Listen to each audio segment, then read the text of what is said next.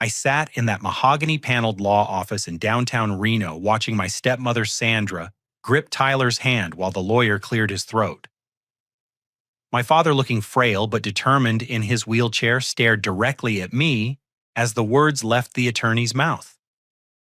The entire Lake Tahoe estate, valued at $12 million, goes to my son Tyler Matthews. The room erupted in cheers. Sandra actually clapped. Tyler pumped his fist like he'd won the lottery. Everyone turned to see my reaction, expecting tears or rage. Instead, I just smiled and looked straight at the lawyer.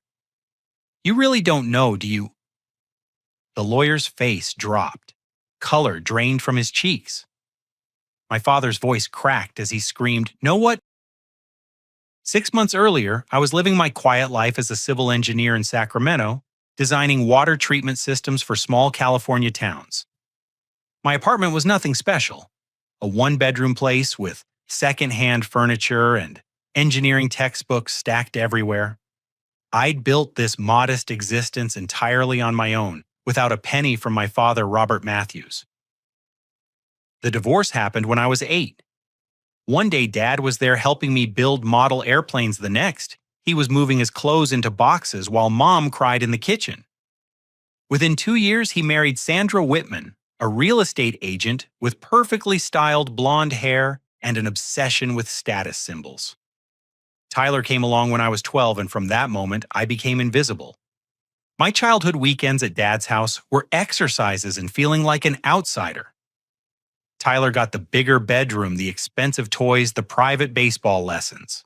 When I showed him my straight A report cards, Dad would nod absently, while helping Tyler with homework he should have finished alone. Sandra made it clear I was the reminder of Dad's previous mistake. Everything changed when Mom died of breast cancer at 52. I was 25, finishing my master's degree and working part-time to pay for it. Dad didn't even help with funeral expenses.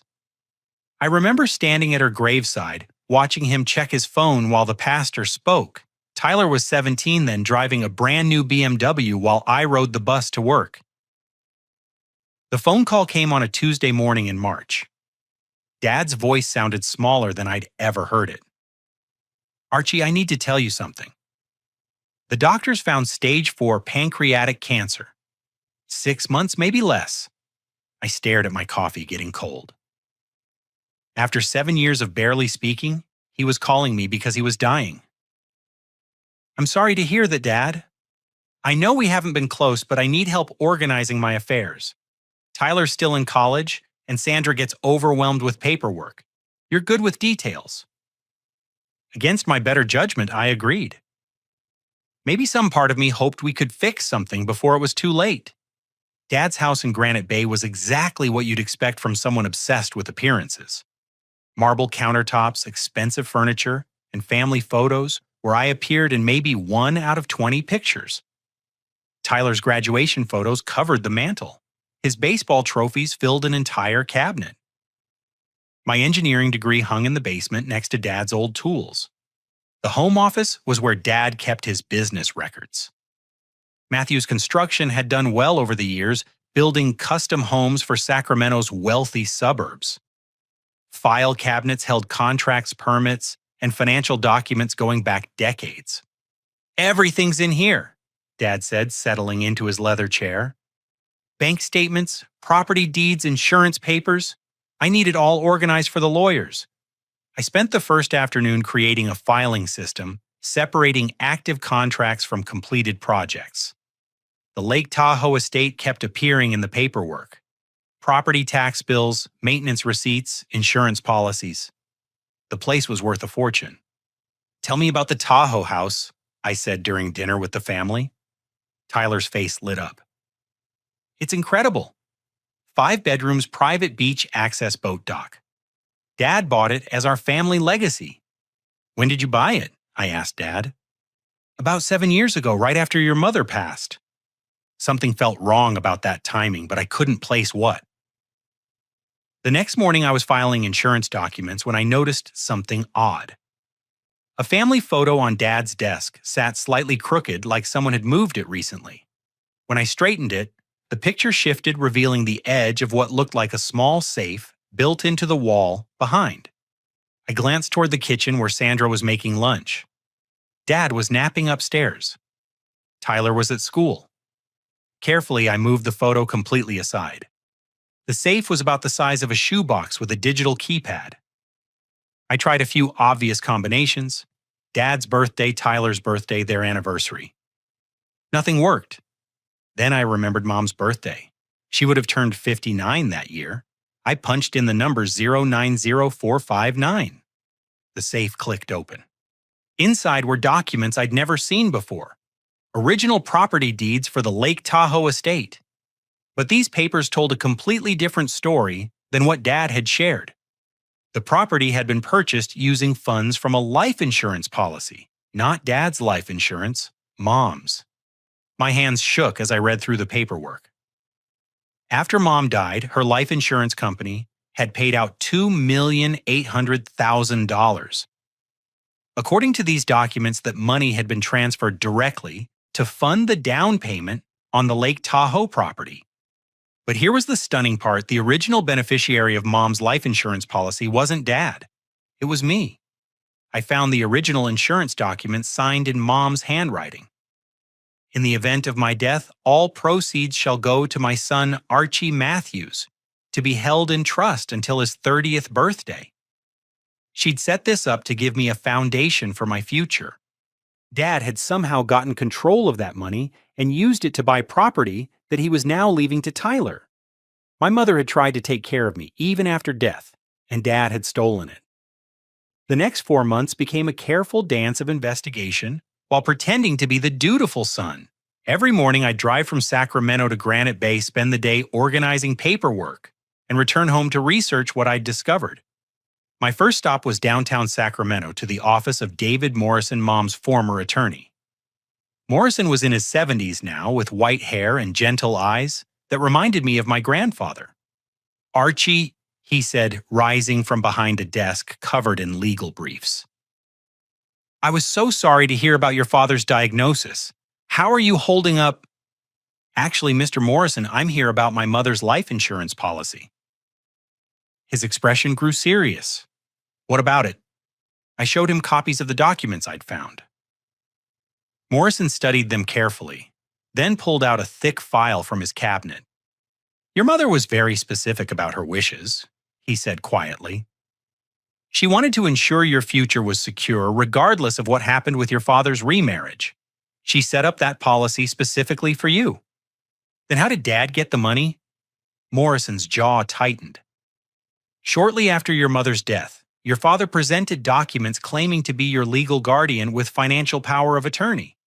Since you were still finishing school in 25, and he was your father, the insurance company released the funds to him for your benefit." "But I never signed any power of attorney." "No, you didn't." Morrison opened another file.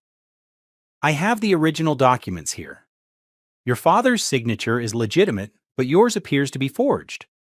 The room felt like it was spinning. "So he stole my inheritance and used it to buy property for Tyler." "That's what it looks like. Your mother would be heartbroken." Morrison helped me contact the insurance company to get complete records. The paper trail was clear. Mom's $2,800,000 had been transferred to an account controlled by Dad, then immediately used for the Lake Tahoe property purchase. But Morrison suggested we dig deeper.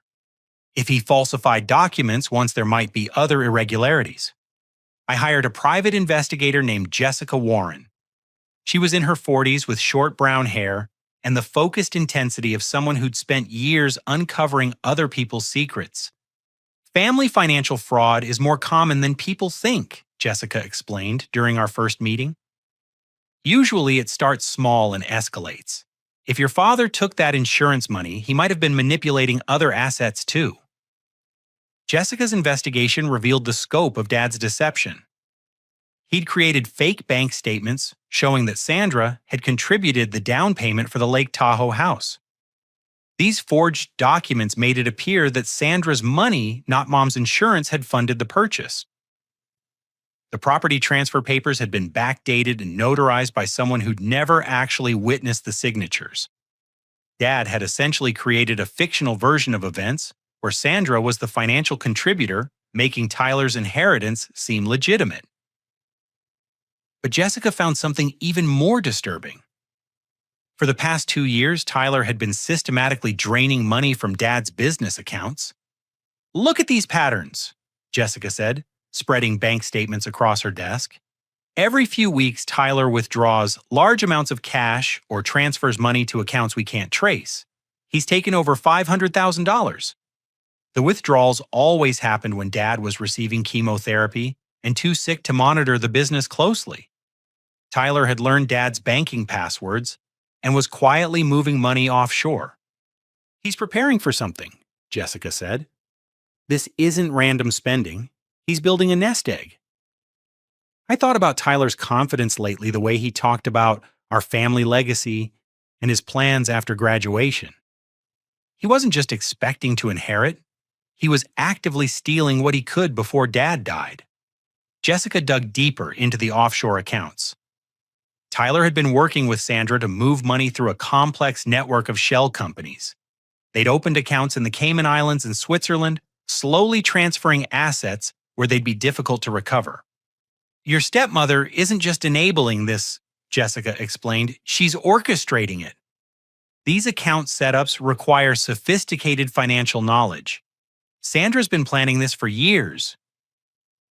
The final piece of the puzzle came from Patricia Williams, a bank official who'd worked with Dad's accounts for over a decade. Patricia was hesitant to share information at first, but Jessica's credentials convinced her to cooperate. "Mr. Matthews has been acting strangely lately," Patricia admitted. "He's been making large transfers without his usual careful consideration. When I asked about them, he seemed confused about the details." Patricia pulled up account records on her computer. "See these transactions? They're consistent with someone else having access to his accounts. The timing patterns don't match his usual business habits." The evidence was overwhelming. Tyler wasn't just the favored son waiting for his inheritance.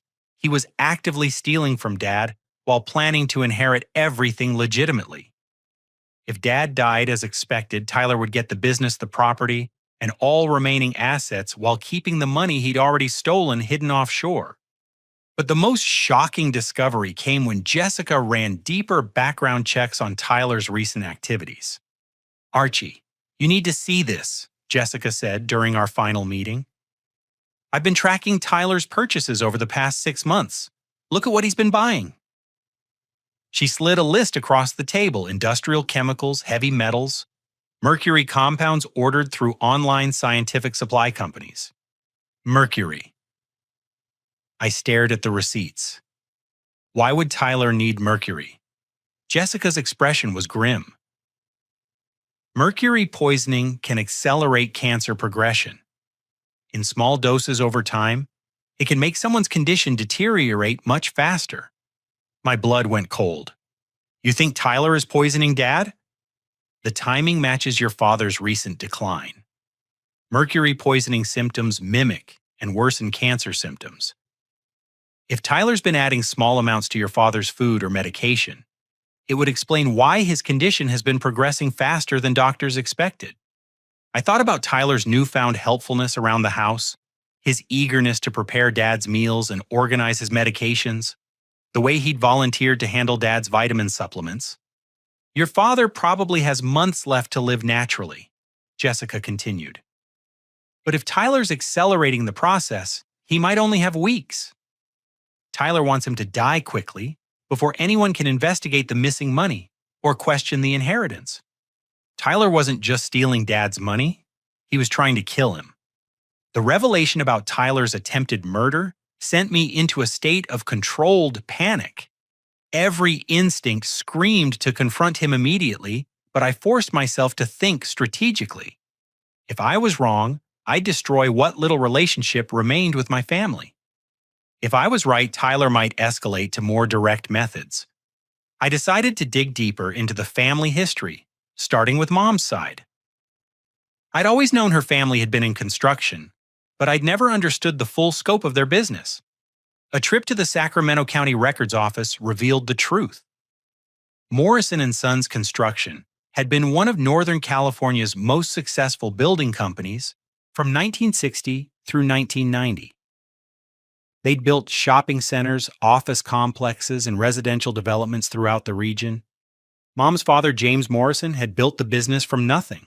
Her brother, Michael, had run operations until a heart attack killed him in 1991. When Mom inherited her share of the company, she'd been the primary stakeholder. But here's what I'd never known: Dad hadn't started his own construction company. He'd married into Mom's family, business learned their techniques and client relationships, then gradually pushed the Morrison family out. I found the incorporation papers for Matthew's Construction. Dad had formed his company just 6 months after Mom's brother died, using equipment and client lists from Morrison and Sons. He'd essentially stolen the family business after gaining Mom's trust through marriage. The Lake Tahoe property had special significance too. It had been James Morrison's dream retirement home, a place he'd planned to build before his death. Mom had inherited the land and Dad had convinced her to sell it to fund their family's future. But instead of selling it, he'd kept the property and used Mom's insurance money to build the house her father had envisioned. Every piece of our family's wealth had been built on the foundation of Mom's family legacy, which Dad had systematically claimed as his own. But Tyler's role in the current conspiracy went beyond simple theft. I started paying closer attention to his behavior during family dinners, and patterns emerged that chilled me. Tyler had been recording conversations with Dad for months. I discovered this when I arrived early one evening and heard voices from Dad's study. Through the slightly open door, I watched Tyler holding his phone while Dad talked about his will and his concerns about leaving enough for Tyler's future. "I just want to make sure you're set for life," Dad said weakly from his chair. "Dad, you've been so generous already," Tyler replied, his voice dripping with false modesty. "I know Archie might feel left out, but you and I both know he's never really been part of this family." The recording continued for 20 minutes, with Tyler skillfully guiding Dad to say negative things about me. He mentioned how I rarely visited, how I seemed resentful about Sandra, and how I never showed appreciation for family sacrifices. Later, I discovered Tyler had been editing these recordings, creating audio clips that made Dad sound like he was complaining about my ingratitude and selfishness. Tyler had played these edited versions for Sandra and other family members, building a narrative that I was bitter and undeserving. The manipulation went deeper than I'd imagined. Tyler had been systematically destroying my reputation within the family for years, preparing the ground for Dad to justify cutting me out of the inheritance completely. Sandra's role became clearer too. During family gatherings, I started noticing how she steered conversations toward Tyler's accomplishments and my perceived failures. She'd bring up Tyler's college achievements while mentioning how I chose to go to a state school. She'd praise Tyler's social skills while suggesting I was always too serious and antisocial. But Sandra's cruelest comments were about Mom. During one dinner, she actually said, "It's such a shame Archie inherited his mother's withdrawn personality instead of Robert's business sense." Tyler would nod sympathetically as if my supposed character flaws were a family burden they all had to endure. The financial manipulation had been going on longer than I had realized too. Jessica's deeper investigation revealed that Tyler had been forging Dad's signature on bank documents for over 3 years, starting with small transfers that gradually increased in size. Tyler had learned to mimic Dad's handwriting perfectly. Bank statements showed dozens of transactions that Dad had never authorized, each moving money closer to Tyler's control. But the most disturbing discovery came when I decided to test the mercury poisoning theory. I convinced Dad to let me organize his medications, claiming I wanted to make sure he wasn't accidentally taking too much or too little of anything. In his bathroom cabinet, I found bottles of expensive vitamin supplements that Tyler had been giving him daily. I took one of the pills to a lab for analysis, claiming I wanted to verify the purity for my own health concerns. The results came back 3 days later. The vitamins contained trace amounts of mercury carefully hidden within the regular vitamin compounds. Someone had been systematically adding mercury to Dad's daily supplements for months. Tyler was slowly poisoning our father, accelerating his cancer progression, while making it look like natural disease advancement. But Tyler's plan had a timeline. I overheard a phone conversation between him and Sandra that revealed the final phase of their scheme. "The doctor thinks he has maybe 6 weeks left," Tyler said quietly, unaware that I was in the next room organizing files. "Once he's gone, we need to move fast. Archie will probably contest the will, so we need to get the assets transferred before he can file any legal challenges." "What about the offshore accounts?" Sandra asked. "Already set up. As soon as the will is executed, I'll transfer everything to the Cayman accounts. By the time Archie figures out what happened, we'll be untouchable." They were planning to disappear with everything as soon as Dad died. The cruelest part was listening to Tyler's false emotions when he was around Dad. He'd hold Dad's hand, tell him how much he loved him, promise to carry on the family legacy. All while slowly killing him and planning to steal everything. I realized I was racing against time. Dad's condition was deteriorating rapidly because of Tyler's poisoning. If I didn't act soon, Tyler would succeed in murdering our father and stealing both his fortune and my mother's legacy. But I also realized that direct confrontation wouldn't work. Tyler had spent years building a narrative where he was the devoted son and I was the ungrateful outsider. If I accused him of poisoning and theft without overwhelming proof, the family would side with him. I needed a different strategy. I needed Tyler to confess to everything publicly in front of witnesses who couldn't deny what they'd heard. That's when I started planning the will reading trap. The mercury poisoning discovery created an immediate moral crisis. Every day I delayed action, Tyler was slowly killing our father. But if I acted too quickly without sufficient evidence, Tyler would destroy any proof and probably accelerate his timeline. I decided to take a calculated risk.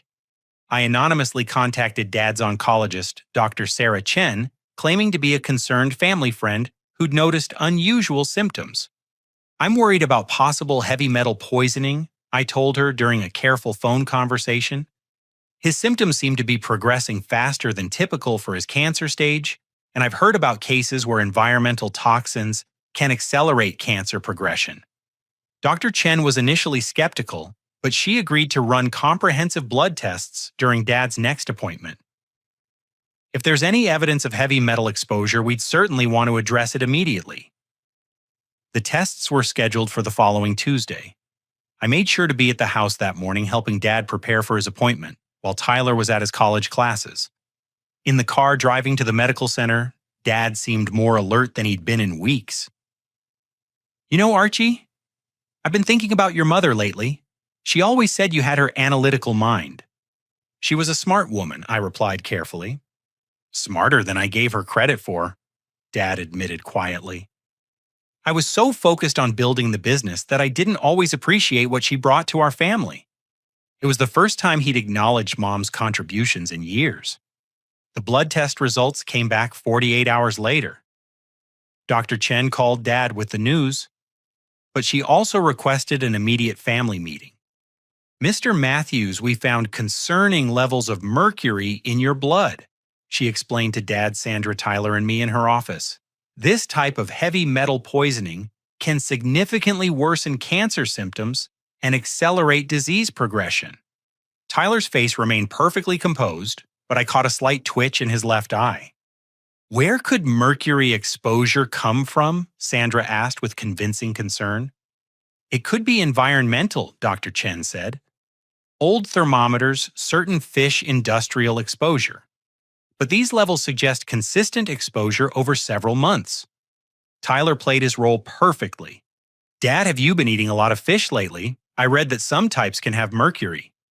"We need to eliminate the source immediately," Dr. Chen continued.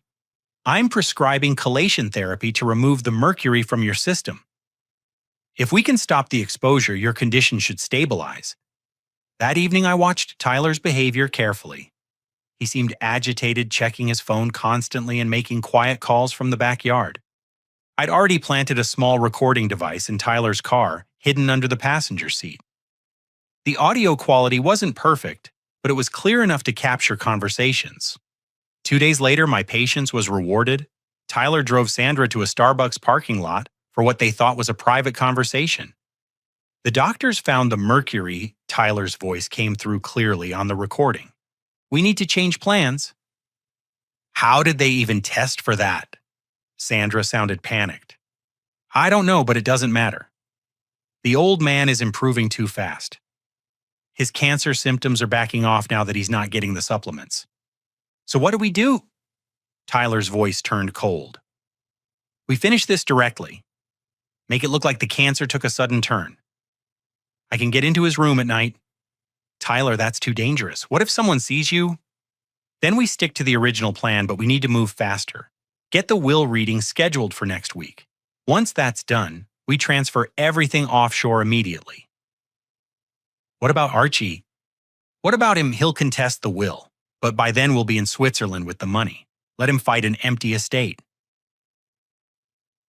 The recording captured 20 minutes of detailed planning.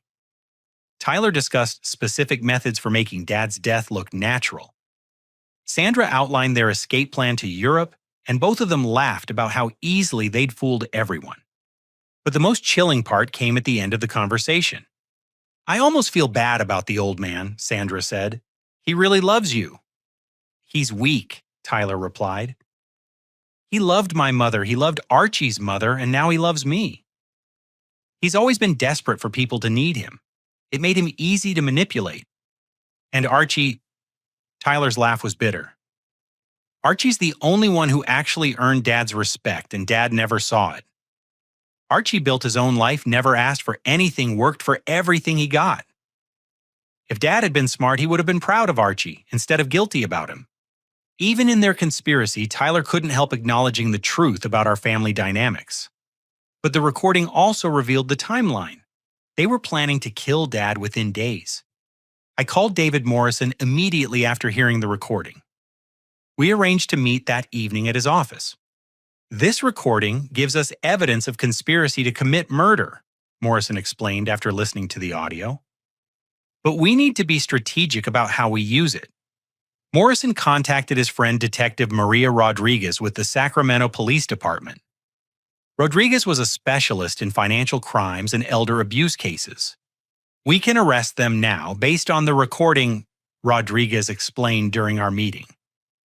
"But if we move too quickly, they might destroy evidence of the financial fraud.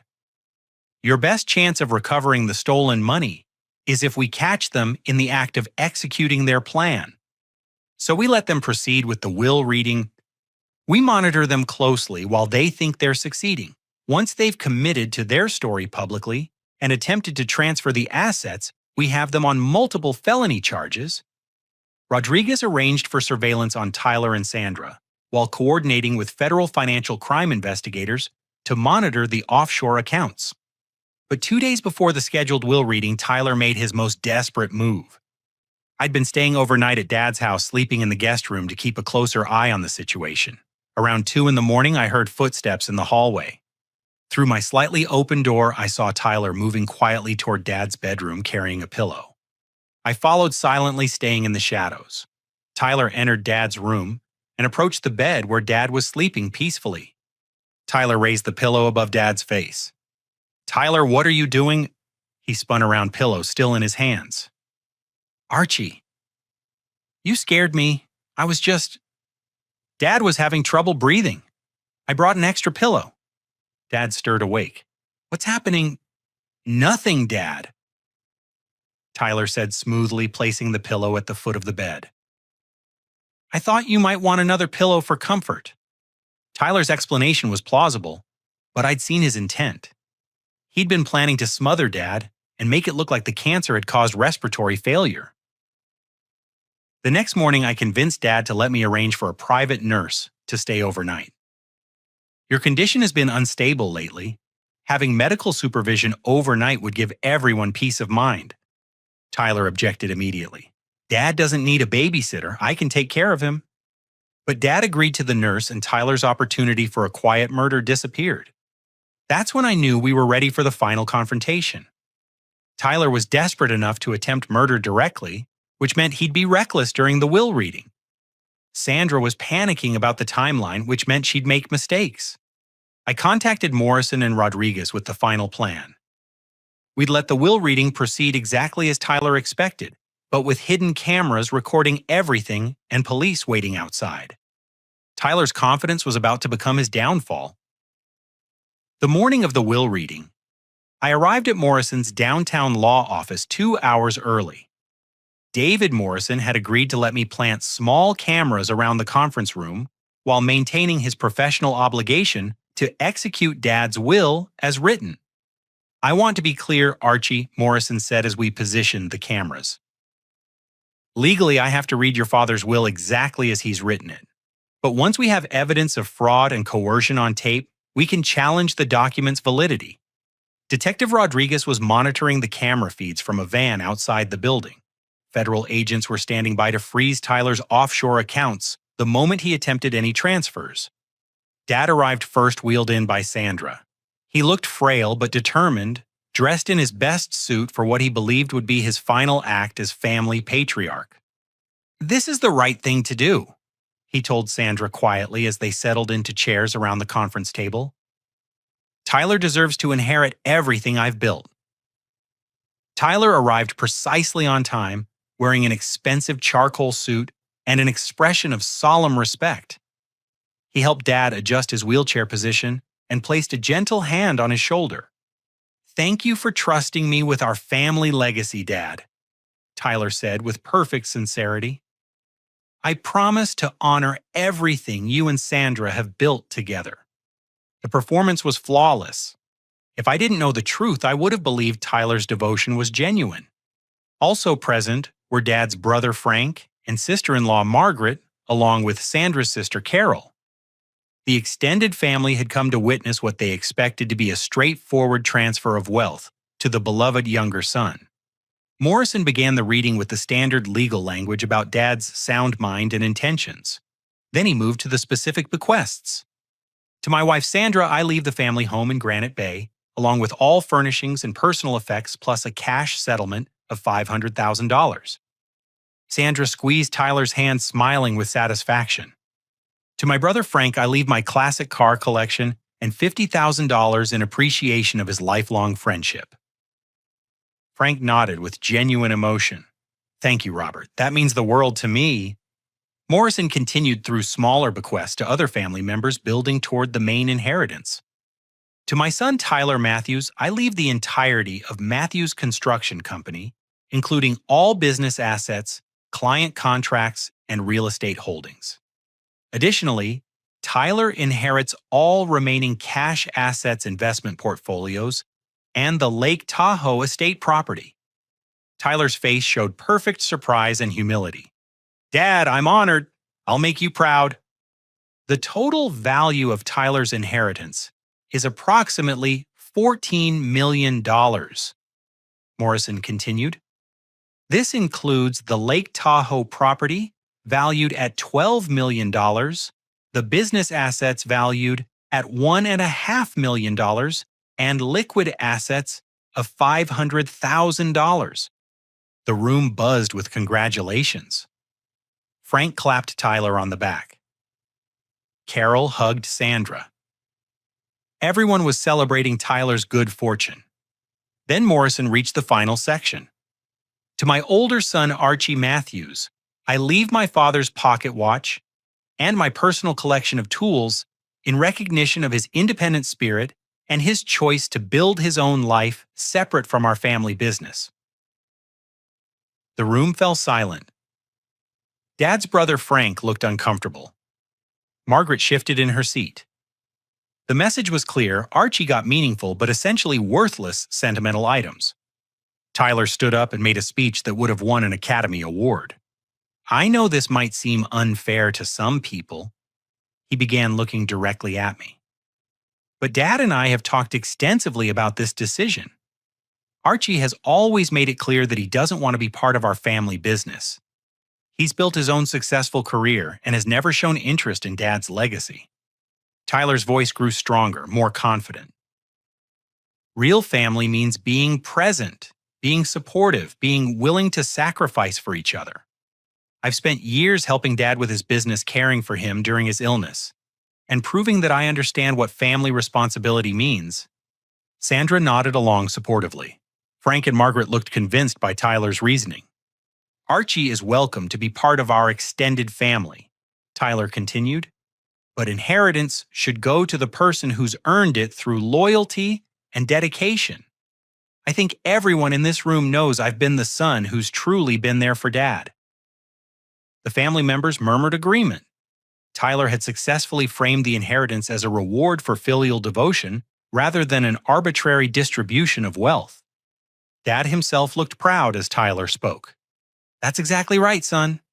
You've proven yourself in every way that matters. Tyler sat back down, radiating quiet satisfaction. Sandra beamed at him with maternal pride. The will reading was proceeding exactly as they'd planned. Morrison looked at me expectantly, waiting to see if I would contest the will or cause a scene. That's when I stood up and smiled. Before we make this inheritance official, I said calmly, I have a question for the lawyer. You really don't know, do you? Morrison's face changed instantly. Color drained from his cheeks as he realized what I was about to reveal. Dad's voice cracked with confusion and rising anger. No, what are you talking about? Tyler's confident expression flickered with the first hint of uncertainty. Dad, I said, still smiling.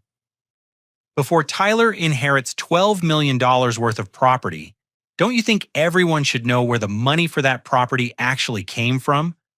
The silence in the room was deafening. Tyler's face had gone pale, but he was still trying to maintain his composure. Archie, what are you talking about?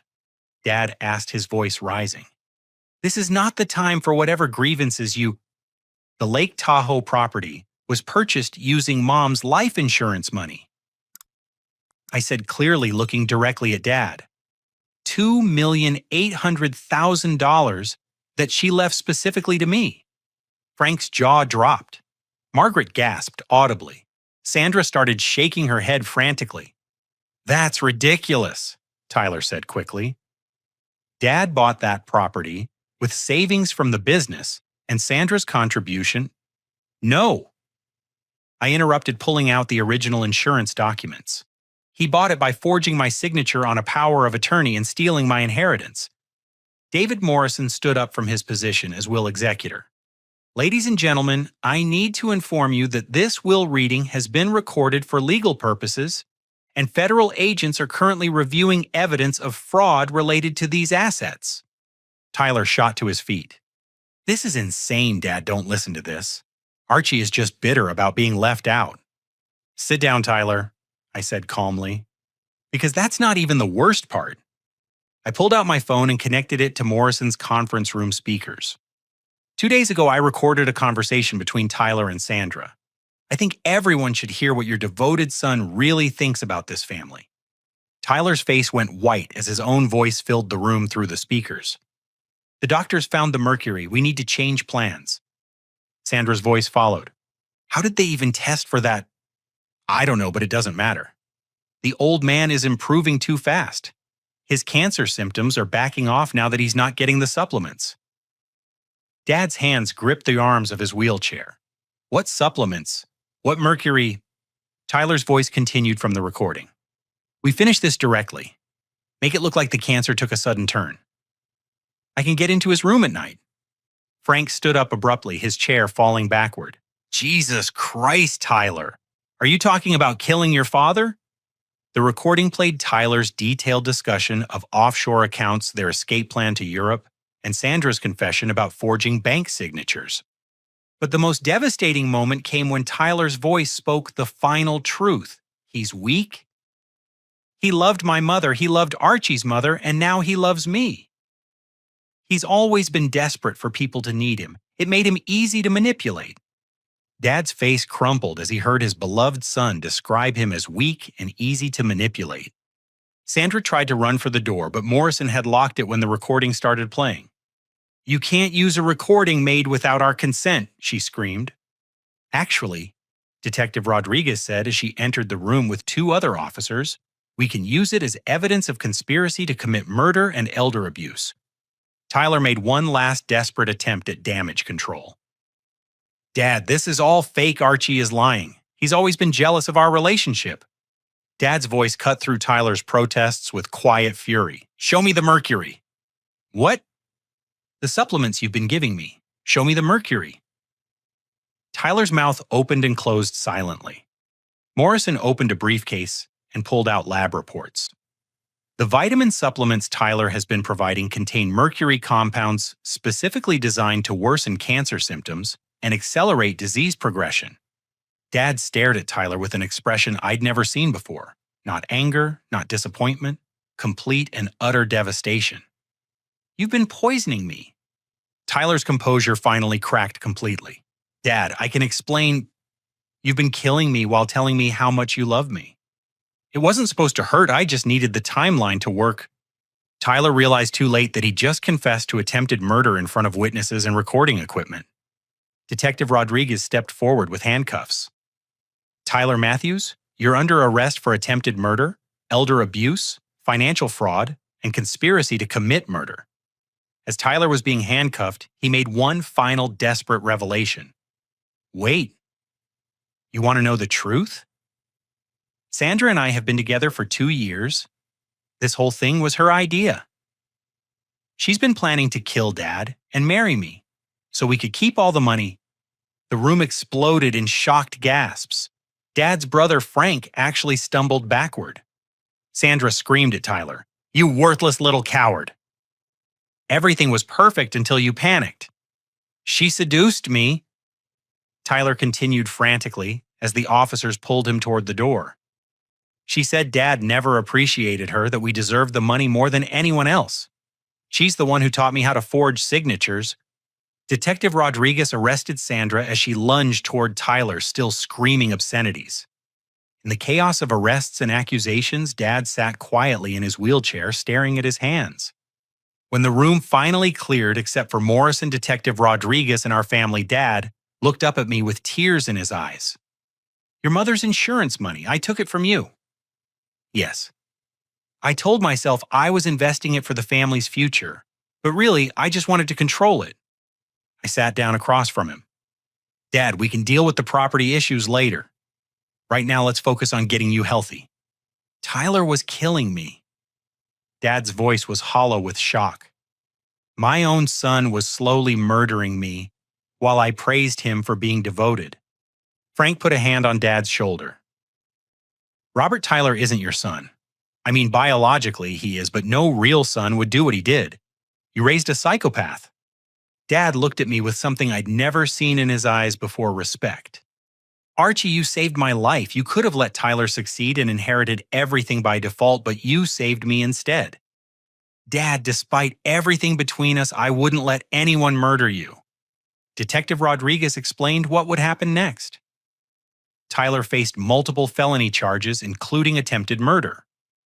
Sandra would be charged with conspiracy fraud and elder abuse. The offshore accounts had been frozen, and federal agents were working to recover all stolen assets. The Lake Tahoe property will need to be returned to its rightful owner, Rodriguez explained. The original insurance beneficiary was Archie, which means the property belongs to him. Dad nodded slowly, as it should, as it always should have. Morrison gathered the documents scattered across the conference table. "We'll need to void this will and start over, Robert. But first, let's get you the medical care you need to remove the mercury from your system." As we prepared to leave the law office, Dad grabbed my hand. "Archie, I need to tell you something. Tyler was wrong about one thing in that recording. I wasn't weak because I loved people. I was weak because I didn't love the right people the right way. I should have appreciated what I had instead of trying to control everyone around me." It was the first real conversation my father and I had shared in 20 years. 6 months later, I stood on the dock of the Lake Tahoe estate, watching the sunrise paint the mountains in shades of gold and pink. The property was finally legally mine, but more importantly, it had become something Mom would have been proud of. The trial proceedings had been swift once Tyler and Sandra's crimes became public. Tyler was sentenced to 15 years in federal prison for attempted murder, elder abuse, and financial fraud. Sandra received 12 years for conspiracy and her role in the systematic theft of Dad's assets. The evidence against them had been overwhelming. Beyond the recordings and financial documents, investigators found Tyler's detailed research into mercury, poisoning his purchase records for the chemicals and email exchanges with Sandra planning their escape to Switzerland. Tyler had tried to claim he was manipulated by Sandra, but the prosecution proved he'd been actively stealing from Dad's business accounts for 3 years before Sandra escalated to murder. His sentence reflected both his financial crimes and his attempt to kill his father. All stolen money was recovered from the offshore accounts.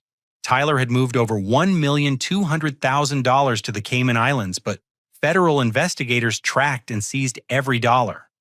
Sandra's betrayal of Dad went even deeper than anyone had realized. During the investigation, police discovered she'd been systematically replacing Dad's heart medications with placebos, contributing to his declining health. She'd also been stealing from his personal accounts for 5 years, funding her expensive lifestyle while playing the role of devoted wife.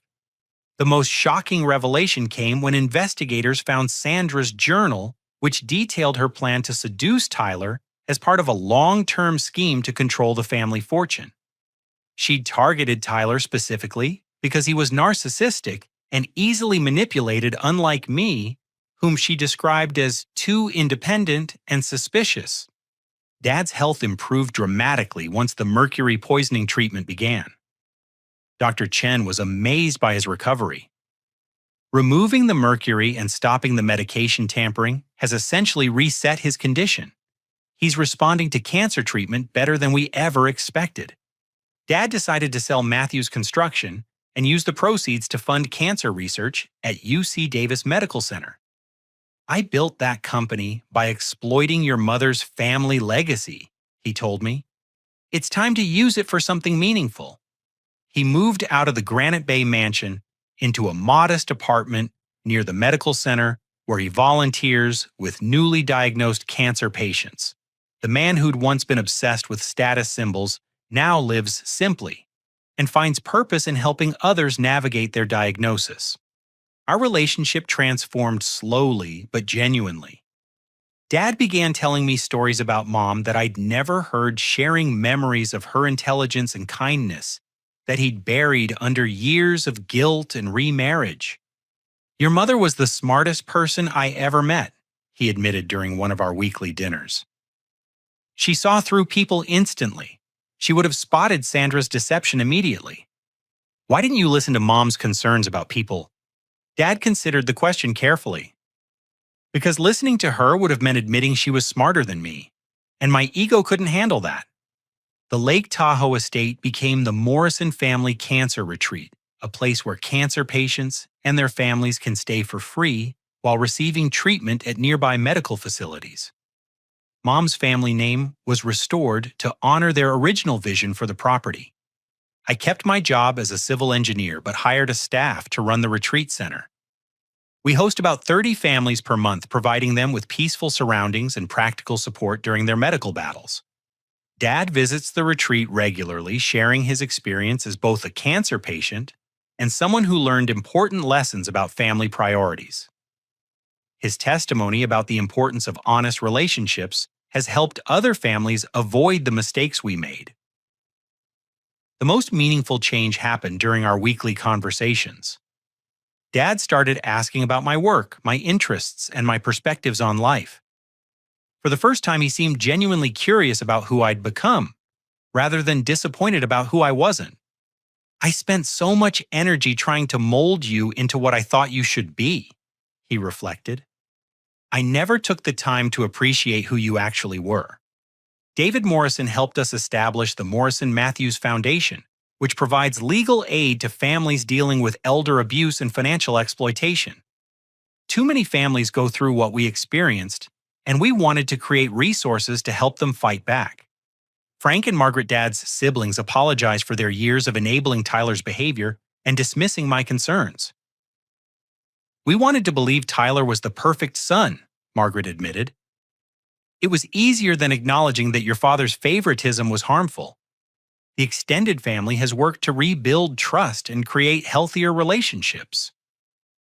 Family gatherings now focus on honest communication rather than maintaining appearances. One year after the will reading, I received a letter from Tyler in prison. He'd written to apologize and ask for forgiveness. The letter revealed that he'd finally begun to understand the magnitude of his crimes. I destroyed our family because I couldn't handle the possibility of not being the favorite, Tyler wrote. I turned love into competition and used Dad's affection as a weapon against you. I'm truly sorry for the pain I caused everyone.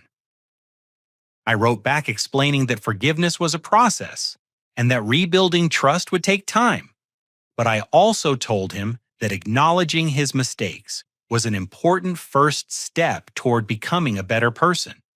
Sandra never apologized. According to her prison counselors, she continues to blame everyone else for her choices and shows no remorse for her actions. The most powerful moment came 6 months ago when Dad and I were sitting on the Lake Tahoe dock during sunset.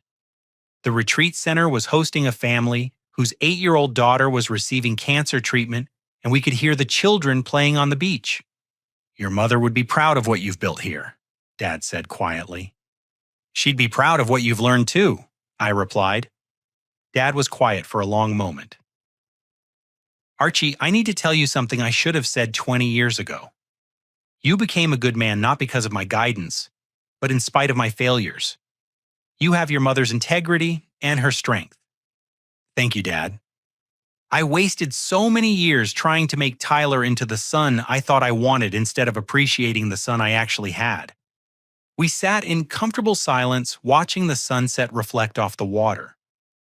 For the first time in my adult life, I felt like I had a father who actually saw me. The retreat center continues to grow. We've helped over 300 families in the past year, and many of them stay in touch to share their recovery progress.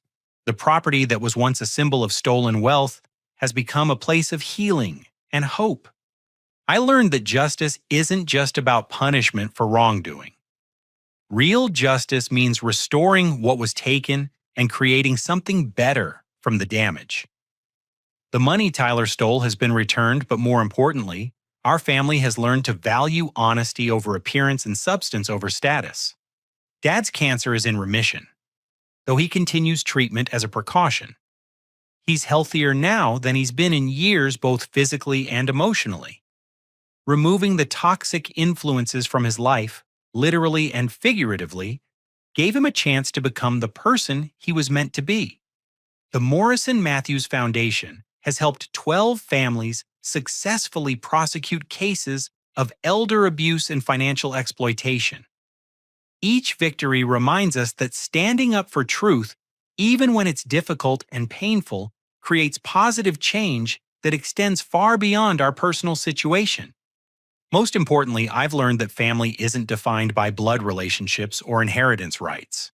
Real family is built on mutual respect, honest communication, and the willingness to support each other through difficult times. Dad and I will never have a perfect relationship. Too much damage was done over too many years. But we have something genuine now built on truth rather than obligation. The greatest inheritance my mother left me wasn't money or property. It was the example of living with integrity even when doing the right thing comes with a personal cost. That's a legacy worth fighting for, and it's something no one can ever steal. As the sun set completely over Lake Tahoe that evening, Dad looked at me with clear eyes and said, "Thank you for saving my life, son. Not just from Tyler's poison, but from my own blindness. Thank you for finally seeing me, Dad." We sat together in peace, two imperfect people who'd finally learned what family really means. I want to ask you something that's been on my mind since sharing this story. Have you ever had to choose between keeping peace in your family and standing up for what's right? It's one of the hardest decisions we face, and I'd love to hear your thoughts in the comments below. If this story touched your heart or made you think about your own family relationships, please hit the like button and subscribe for more real-life stories about overcoming difficult situations. And please share this with someone who might need to hear that it's never too late to fight for truth and justice in their own life. Thank you for listening to my story, and I hope it reminds you that even in our darkest family moments, there's always hope for healing and redemption when we choose courage over comfort. Until next time, remember that your integrity is your greatest inheritance, and no one can take that away from you.